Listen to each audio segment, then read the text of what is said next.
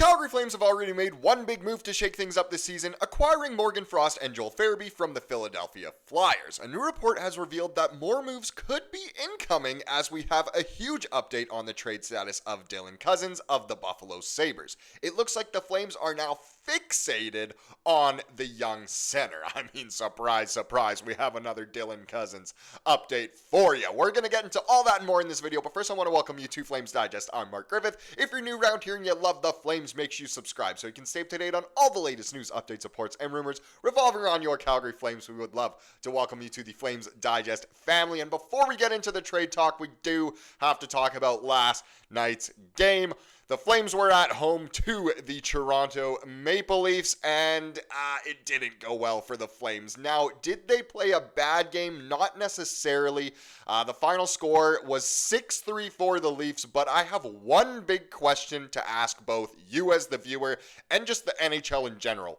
What the heck is goalie interference? We saw a Joel Farabee goal taken away for absolutely no reason, in my opinion. And then later in the game, we saw a goal for the Leafs where, Domi kind of hooked Dustin Wolf way out of the net and it wasn't even challenged. I don't know what's going on in the NHL right now. If you throw it back to Sunday night against Seattle, we maybe had a couple calls go our way in terms of goalie interference, and now it came back to bite us against Toronto where we have, a goal taken away, and maybe they shouldn't have had a goal, and I don't know.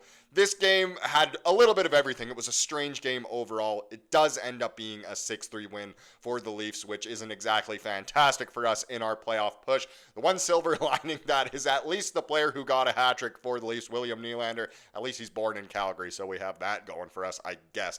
A loss is a loss, though. If we get into the box score here, Dustin Wolf, statistically, not his best game. Was he absolutely hung out to dry on pretty much all 5 goals he gave up? Yes, so he gives up 5 goals on 29 shots, the .828 save percentage, the 5.26 goals against average. Not good for his Calder Trophy case, but again, if you watched the game, you knew it really wasn't his fault. The Flames are really, really missing Kevin Ball right now. I think that becomes more evident as we play better teams. Hopefully he can be healthy sooner than later, but of course we will not rush him back. If we get into the skaters who got in the score sheet, Matt Coronato gets a goal. Joel Farabee gets his, first and second goals really as a Calgary Flame. The second one obviously counting, and Sharangovich also got a goal as well. Weegar, Kadri, and Huberdeau all actually picked up 2 assists on the night as well, which is funny because there are a lot of Flames who did not have great games in this one. And Kadri and Huberdeau, I would argue, were some of those guys, even though they got 2 points. I mean, I hate to say it, but both Tyson Barrie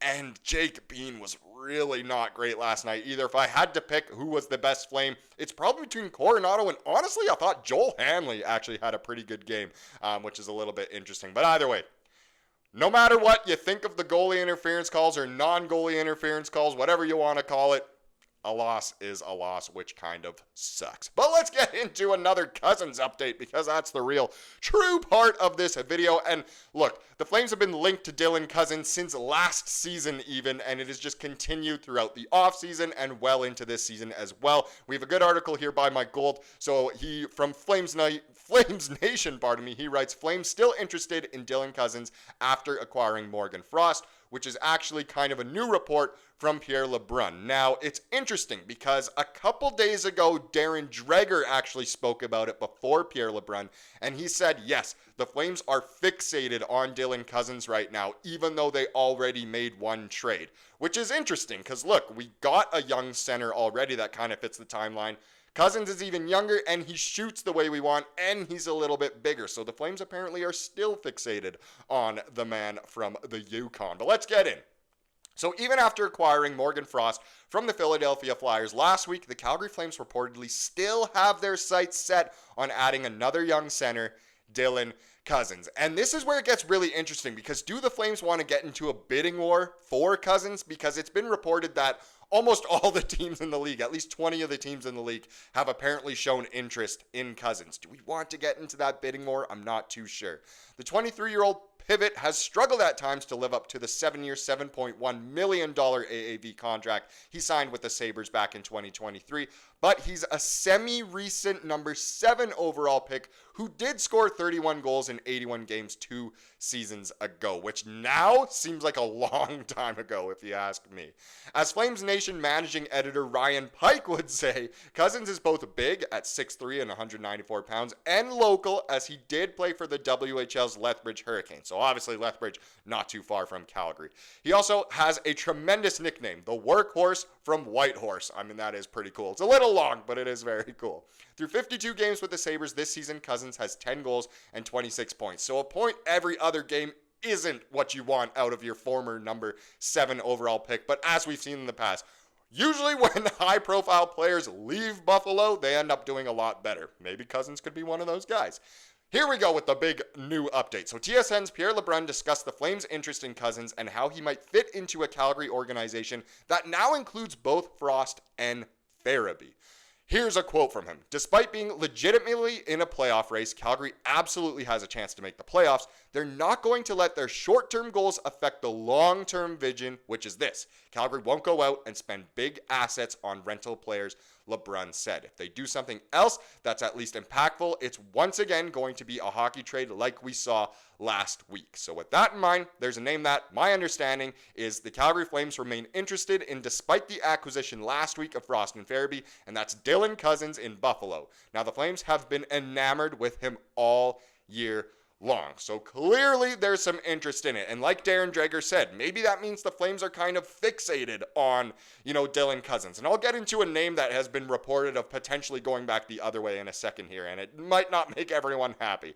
Here's another quote from LeBrun. So I don't know if they have the pieces to make a deal work with the Sabres for a couple of reasons. One, I don't think Kevin Adams in Buffalo is actually shopping Dylan Cozens. He's taking calls because Buffalo's in last place and he has to take calls. But if he moves Dylan Cozens, who signed to a long-term deal, I think it's going to have to be apples for apples and not just a futures deal. Very interesting.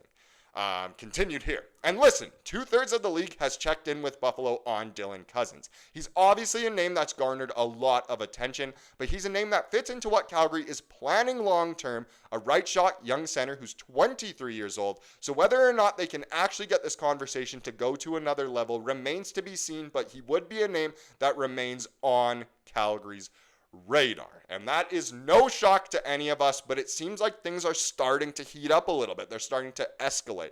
The Flames certainly have room for more young forwards to enter their lineup, although their center depth already looks much stronger than it did a week ago with Frost in the fold. And that's true. He's already the best face-off guy on the Flames in terms of percentage. Additionally, Flames general manager Craig Conroy indicated in an interview on Tuesday that Connor Zary is expected to return from his knee injury after the Four Nations face-off, which would make it deeper. However, here's what I have to say about this, is that the big name being rumored to go back to Buffalo if there were a trade originally in this, Darren Dreger talking, now Pierre LeBrun, would be Connor Zary going back to Buffalo. In no way, I'm just being fully honest. Maybe I'm a little biased because I obviously really like Zary. In no way am I trading Connor Zary for Dylan Cozens. I personally think Connor Zary is way more of a complete player.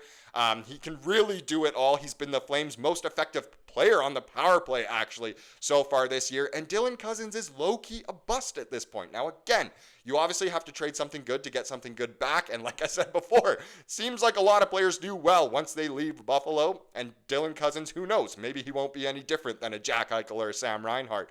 But still, to give up Connor Zary, I think Connor Zary personally is more valuable than Cozens, especially since Cozens has such a big price tag on him. I don't know if I'd do that. Another name that got thrown around was Matt Coronato, which I think is a little bit more realistic since Coronato's not a center, and we'd rather have a center. But Coronato has arguably been our best forward over the past few weeks here, so I don't know if I personally wouldn't want to give up Coronato either. But let me know down below, would you make any trades involving Zary or Coronato and kind of do anything you can to get Cozens? Or would you more so just rather kind of keep what we have going and hope to draft a right shot center in at least one of the next, let's say, 3 drafts so that we can have him for the future. Of course, let me know. One last thing. So since making his NHL debut with the Sabres in the 2020-2021 season, Cozens has collected 76 goals and 192 points in 332 career games. He has only ever played for the Sabres, which means he has yet to appear in a Stanley Cup playoff game, but he did win gold with Team Canada at the 2020 IIHF World Junior Championship. So he has not been a winner at the NHL level, but he did win gold at the World Juniors, which honestly for Team Canada is impressive. As we've seen with the last couple teams, it's quite hard to even get to the semifinal. So at least he's been a winner at some point in his life. And is it worth going after him? I don't know. The more and more that these rumors escalate, the more and more I want to stay away and not get in a bidding war for him, if the Sabres even end up shopping him at all. We'll just, of course, have to wait and see. Now let's get into the comment of the day, as we love to do here on the channel to wrap things up. Comes from yesterday's video, and this was honestly just a really good, optimistic, uplifting comment here from Jay. Jay said, I've been a fan since 97, and I can truly say having Connie lead this franchise and our future truly makes me confident in this team again. Awesome.